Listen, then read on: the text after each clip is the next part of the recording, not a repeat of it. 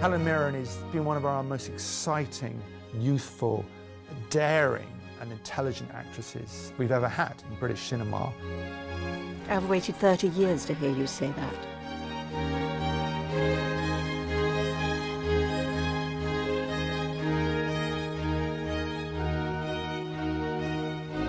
She is at the centre of these epic moments in film and television making, and it's her role that carries it and makes those things work.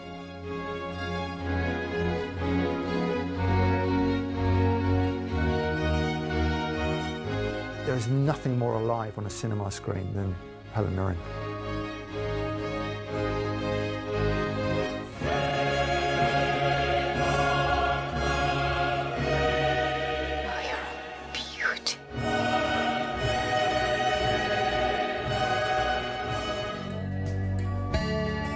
Helen Mirren was born Helen Lydia Mirrenoff in July 1945 in London and grew up in Leigh-on-Sea in Essex.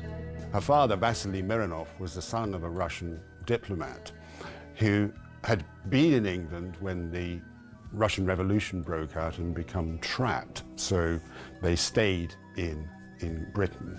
He met an East London girl called Kathleen Alexandrine Eva Matilda Rogers. She had a great name as well.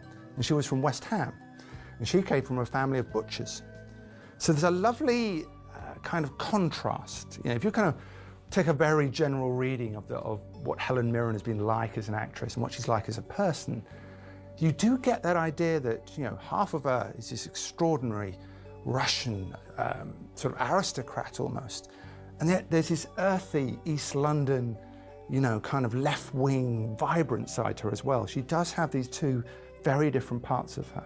She went to a drama school and then auditioned for the National Youth Theatre at 18, which is where she got in.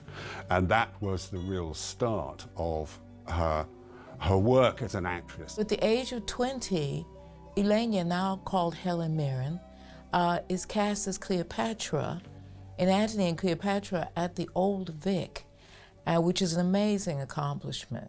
Her first sort of credited role in a film is in Herostratus, which is Don Levy's highly experimental film from the BBC. It's a kind of consumerist satire, really. Within it, we get a small cameo from Helen Mirren in a kind of commercial in which, dressed in very voluptuous clothing, she tries to sell people rubber gloves. In 1968, Peter Hall cast Helen Mirren in A Midsummer Night's Dream. There will I stay for thee. My good Lysander, I swear to thee by Cupid's strongest bow, by his best arrow with the golden head, by the simplicity of Venus' doves.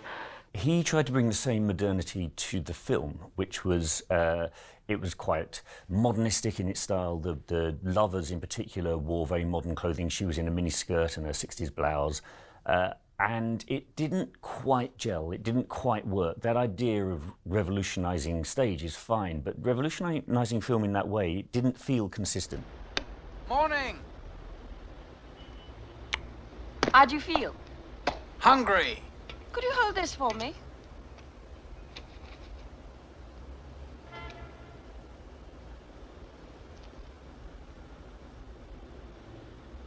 What is it? Oh Lucky Man was a Lindsay Anderson film based upon an idea by Malcolm McDowell, who's the star of it. And it's kind of, I suppose, you would describe it as a bit like Tom Jones. It's a kind of rites of passage of this rather naive young man who's become a kind of coffee salesman and travels round and sort of tries to live the great life, tries to find out what it is, you know, what is the perfect situation. So he's kind of aspirational and naive and a bit lost. He's picked up in a bus by a rock and roll band, and at the back there's a receptionist cum nurse, Helen Mirren, who's there just running an experiment, sort of. She's just observing the band. She's the one who takes the hero, played by Malcolm McDowell, under her wing and sort of not mothers him exactly, but sort of tells him how to behave and shows him how to behave. And this is the first example of Mirren as someone who's actually totally in control. Patricia. What are you doing here? This is my home. Well, who was that? Vicky. The Duke of Belminster. He's an old friend of mine. What does he want? He wants to marry me. Well, you can't. The next stage of Helen Mirren's career, I think, begins with The Long Good Friday. This is the point when she's no longer that young theatrical actress making her way in movies. She's become a movie star. If I knew Mr. Shine wanted the stable tonight. Well, there was a change of plan. You can say that again. Would you care for a drink before you order? Charlie? Yeah, bourbon on the rocks. I'll have the same, please. Screwdriver. Lots of vodka. San Pellegrino for me, please. I think we should skip the flambé cooking, considering the gas situation in London. That sort of thing doesn't happen twice in one day. She's in The Long Good Friday, starring the late, great Bob Hoskins as a small-time gangster on the East End who's up against not only the IRA, but gentrification as well. And he has to, deal with that. And Helen Mirren plays his Cockney girlfriend who loves him and is in love with him and is trying to save him from himself. Mirren came into it really just to play the wife figure. And when she got the script, she was dismayed. Really, she just comes into scenes, is supportive, but it's really just a sub-role in the whole macho Bob Hoskins, showpiece. And she pushed back, She said, I'm gonna, do this film. She was a John Mackenzie director and said, but I'll only do it under my terms. I want substance with this character. She helped create a character who is perhaps the calm centre of the film. She allows Bob Hoskins to be weak. So every time this very hard man who does brutal things, every time he lets his guard down, it's because of her. It's one of the great British films of post-war Britain, and she's very, very good in it.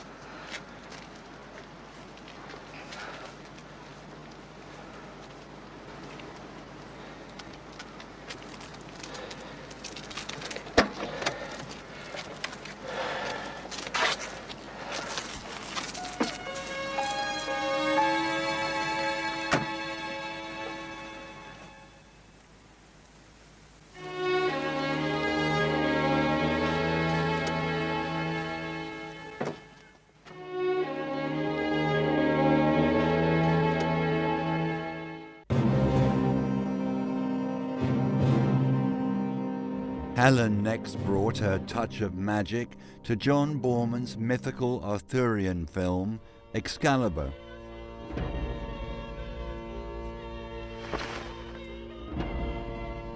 Don't you know me, Lord Merlin? Morgana of Cornwall. You have your father's eyes. I remember you. When my brother Arthur was born, you came and took him away. The film is very much the kind of, I think, renaissance of British cinema in a way where in the 80s where British cinema was starting to find, or did find, a very interesting voice away from what was happening in America. Very interesting language, and she's part of that. There's this wonderful backdrop of kind of magic and mysticism. So you get Nicole Williamson as Merlin, really chewing the scenery, but to wonderful effect. And of course you get Morgana, who's the villainess of the piece. And she's beautifully cast in Helen Mirren. Can't you acknowledge love?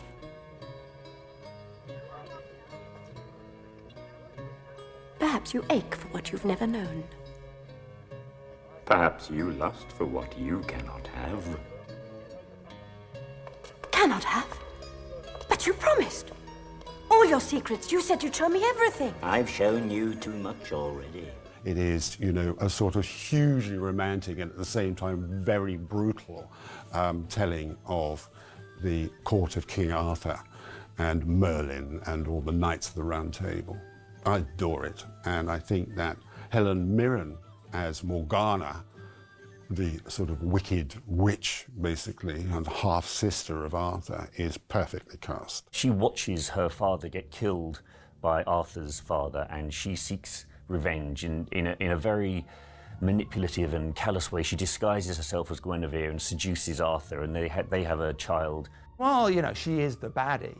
I think she gives it a tinge of tragedy, you know. And again, because it's Helen Mirren, and because this is how her mind works and how her gift works, she's a woman striving in this male environment. And I think it just lifts it up, the film, from being, you know, a good Arthurian telling into something with a kind of a modern vein of inquiry inside it. The film was huge at the box office. Its opening weekend, it was the #1 film in the US and in the UK.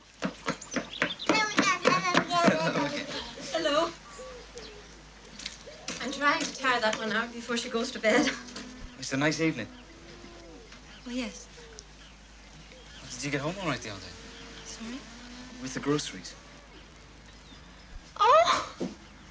Oh, yes, that's you. Yes, I did. Yes, thanks very much again.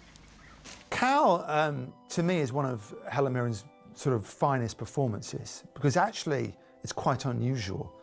It's unusual because she plays an ordinary person. It's not an ordinary film, or it's not an ordinary character at all, but the character she plays is in an ordinary background. And that's something you rarely say of Helen Mirren. It's about an IRA driver who finds out that the widow of the Protestant that the guy he was driving killed is Catholic. But even more importantly than that, he falls in love with her and she falls in love with him. You know, I feel so isolated here. Only Robert's friends calling.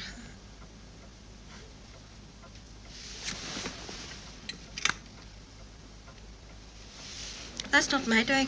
What? Photo. His mother wanted it.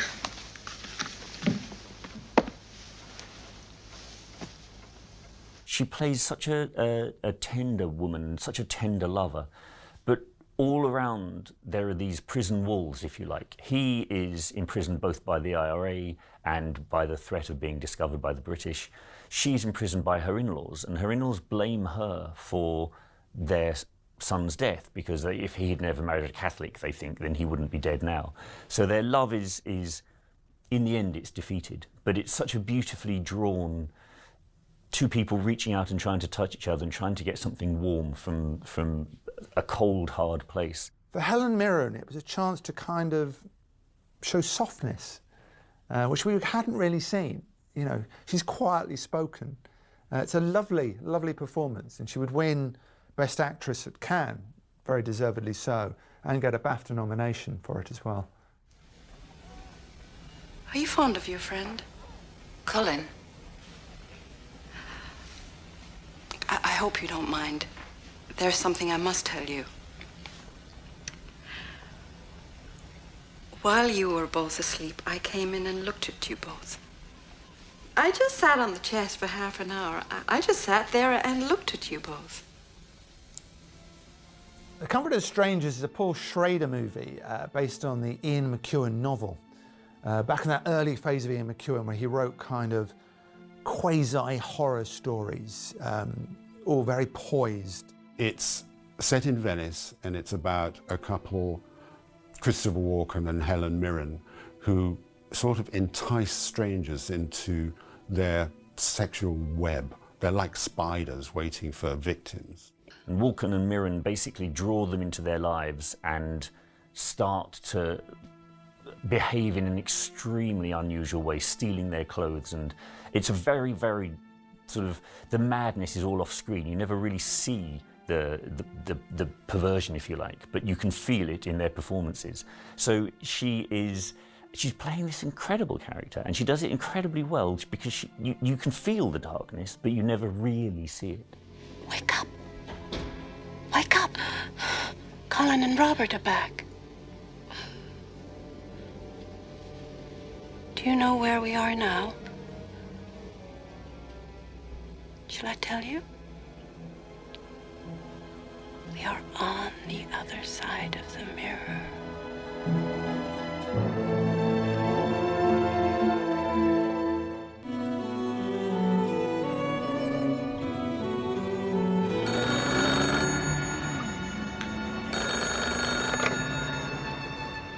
DCI Tennyson?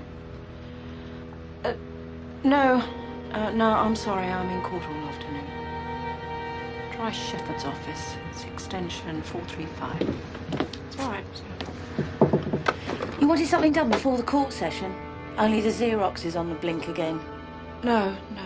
Helen Mirren showed her talent on the television screen with the defiant Jane Tennyson in Prime Suspect. Prime Suspect is, on one level, it's a police procedural. It's a classic police procedural, but the real story is about Tennyson's battle with the police and about the way that she's dealing with sexist attitudes with her bosses and with the way that younger constables will mess her up. She's constantly fighting. The casting of Helen Mirren, I think something very significant went on. We suddenly had an idea of Helen Mirren as one of the great actresses of her generation. Not that she hadn't been, it just somehow it all came into focus around Jane Tennyson.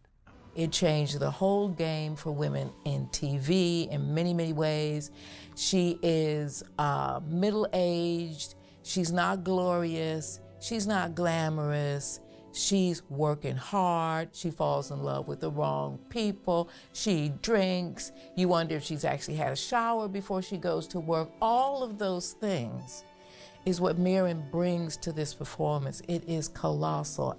For a lot of us, our idea of Helen Mirren was born of Jane Tennyson, you know, that the intelligence and the kind of magnificence that she brought to the character, you just went, wow, you know, of course, she's been there all along, but suddenly it happened. And I think through Prime Suspect and its different guises, what Mirren did, maybe not deliberately, not knowing she was, but she created a pivot for herself where out of the other end of it, she got past that whole idea of, you know, a 40-something actress could never get roles and all that kind of cliche, because she'd redefined what a 40-something actress was for the whole of British cinema and television. You know, she said, no, this is what we're all about. We're the leading ladies. John Shepherd was a well-liked and highly respected officer. And I'm not attempting to step into his shoes. No one could. But as the first available DCI, I am taking over this investigation.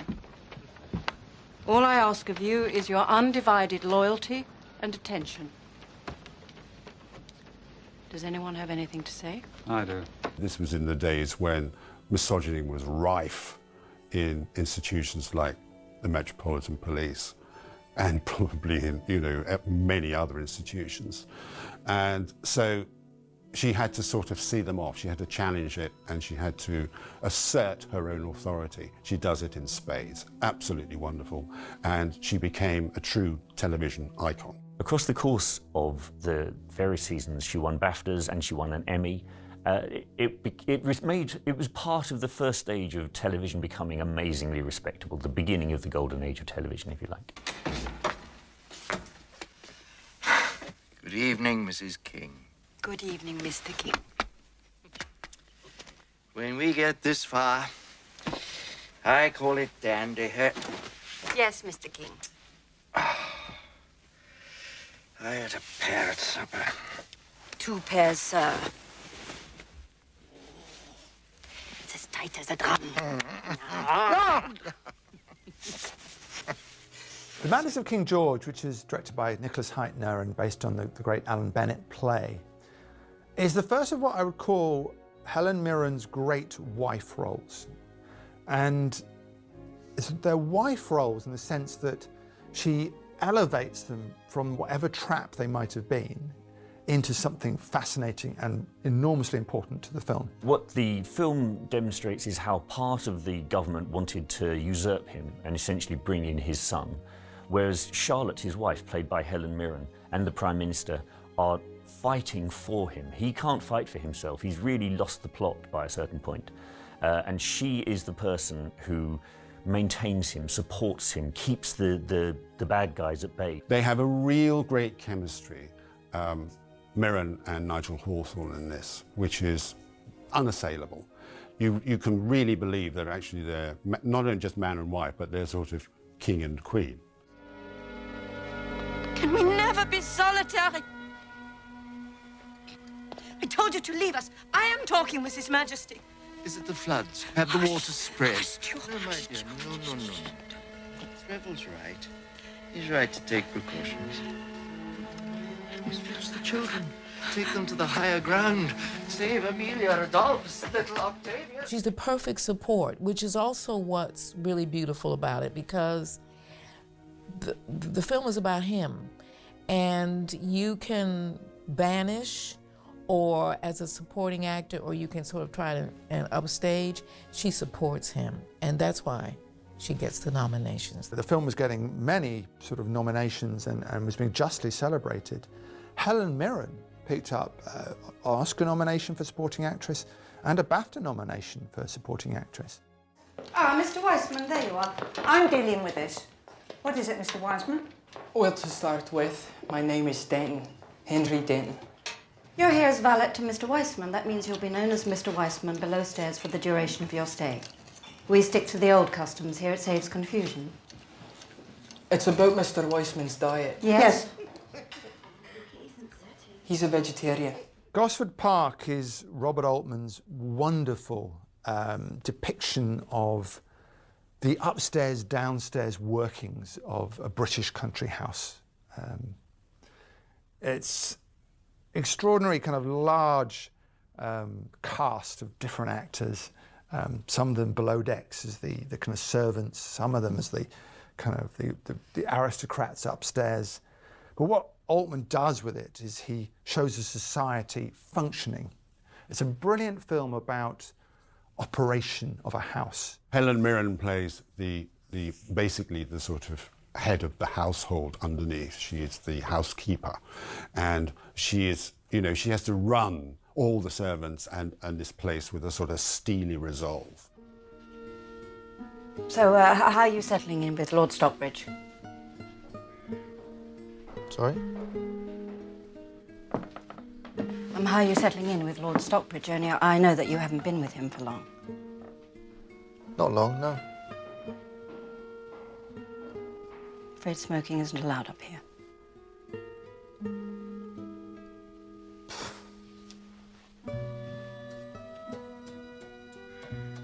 She is almost the queen of the underworld of this country house, of Gosford Park. She is the controlling dominant force who runs it to this extraordinary precision. But that precision tells you something about her.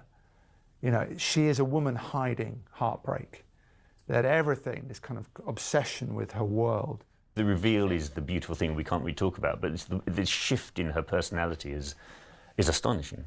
When she's at the end, she's explaining. It's amazing. She is outstanding, and she is nominated for Best Supporting Actress by BAFTA, Golden Globes, and the Oscars. I only joined the WI to make my mother happy.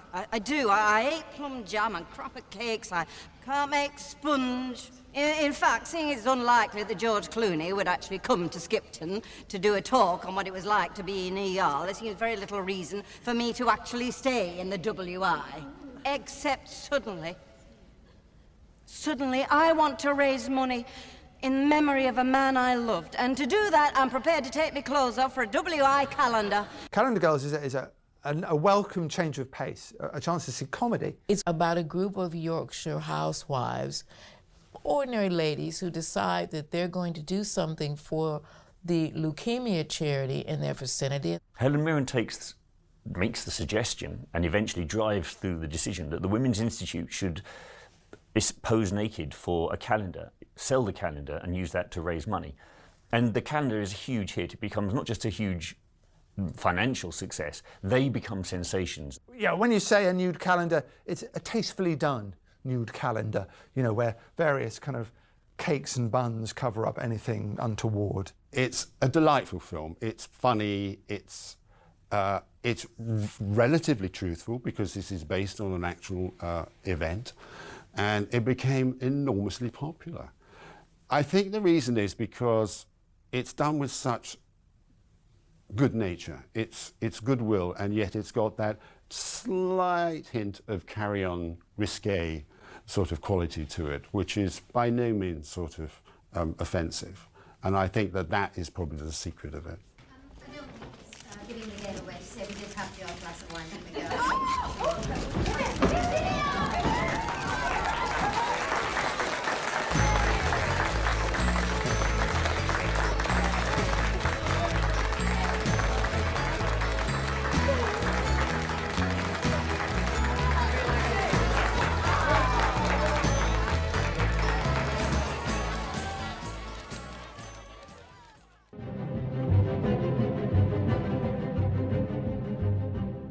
You are my 10th Prime Minister, Mr. Blair. My first, of course, was Winston Churchill. He sat in your chair in frock coat and top hat. He was kind enough to give a shy young girl like me quite an education. I can imagine. With time, one has hopefully added experience to that education and a little wisdom, better enabling us to execute our constitutional responsibility. To advise, guide, and warn the government of the day. The Queen is probably the riskiest role that Helen Mirren ever took on. You're taking on the living monarch, you know, someone who's in the public eye constantly. So you're drawing a very close comparison. But what it was, and it's the story of that short period after Princess Diana is killed and the nation was in mourning, and suddenly the monarchy was under intense scrutiny about how they would react. Helen Mirren plays the Queen, if you like, coming to terms with a new form of the modern world. She can't quite understand the emotion, she can't quite understand why this is important, but gradually she realises, and so she opens up and lets the world in, as we now know. The explosion of emotion became part and parcel of the royal family's experience. What's special is about how she doesn't exaggerate the Queen. She makes her very human, but makes her believable in the context of the Queen we know. It's such a balancing act she has to do. If she went sort of a dead-on impression, it would become absurd. She kind of refracts our idea of the Queen. So she sees it intensely real, but someone slightly different. But yet, you know, certainly Queen Elizabeth II. And it absolutely makes the film tick. The extraordinary thing that Mirren does is not only does she get the Queen's mannerisms, her public mannerisms, her public manner, her gestures, and the way she speaks absolutely, completely right. She in her intimate, in the private moments, she seems to have an insight into how she actually is. This, of course, is an illusion. But what she does is she creates the illusion that you are seeing the Queen off duty, and that's what she's really like. It's an extraordinary performance. Nowadays, people want glamour and tears, the grand performance. I'm not very good at that. I never have been. I prefer to keep my feelings to myself. And foolishly, I believed that was what the people wanted from their Queen. Not to make a fuss, nor wear one's heart on one's sleeve. Duty first, self second. That's how I was brought up. That's all I've ever known. She gets universal acclaim for this role, universal.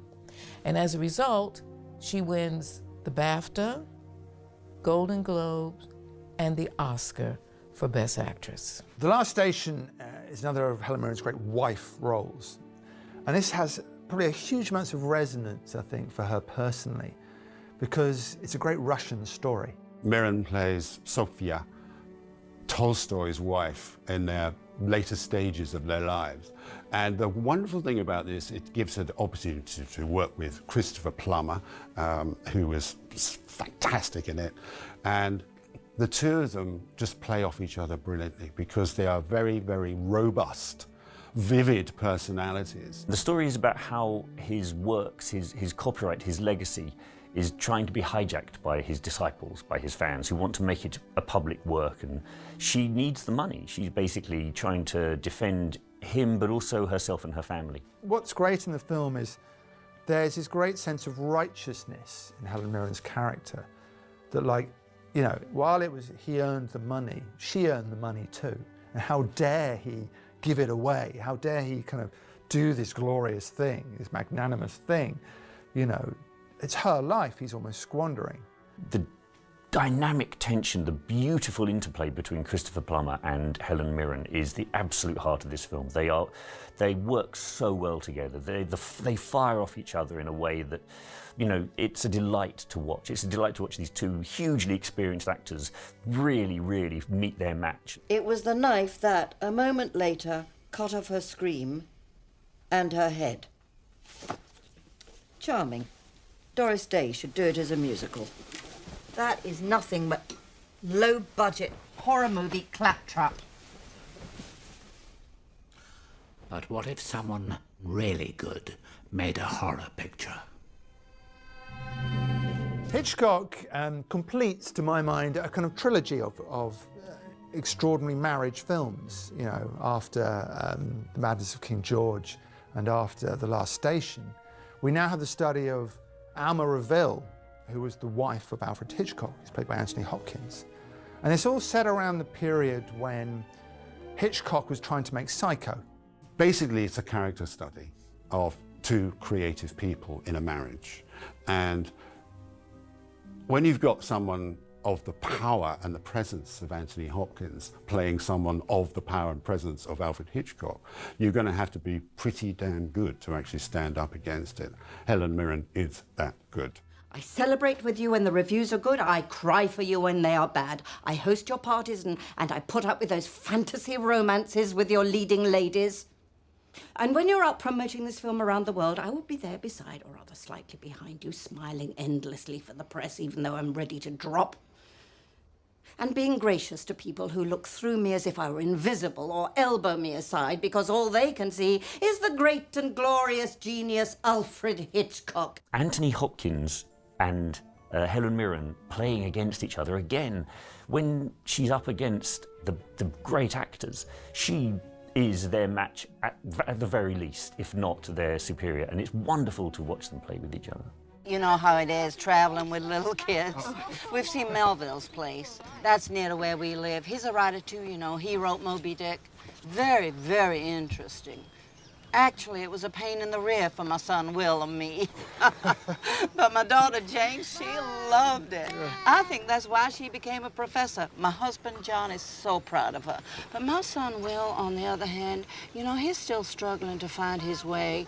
He just doesn't know what he wants. Where are we? The Leisure Seekers is a very sweet, sad and comedic film. It's about Donald Sutherland, who has dementia, and it's growing, and his wife, who has cancer and is dying, and it's about a trip they take. At the heart, it's about a similar thing to The Madness of King George, in a way. It's about what it is to lose, you know, your loved one to disease, you know. He starts to forget her name. He starts to forget the nature of the marriage. You know, it's can you hold on to memories? You know, are they enough in that context to keep this relationship going? My John is a young teacher. He's charming, very handsome, educated. I want him back. You stole him from me, and I want you to give him back. Oh boy, if I could, I would. Whoever stole them from you, stole them from me too. Helen Mirren is just going from strength to strength. She's completely shattered the idea that older women, older actresses cannot get roles, you know. You just can't wait for the next Helen Mirren role. And the idea that she's made a mini-series about Queen Catherine of Russia is so splendid it's not true, you know. Here's all the kind of Russian blood that's going to come to the service in wonderful kind of royal clothing, you know. Another one of her great queens.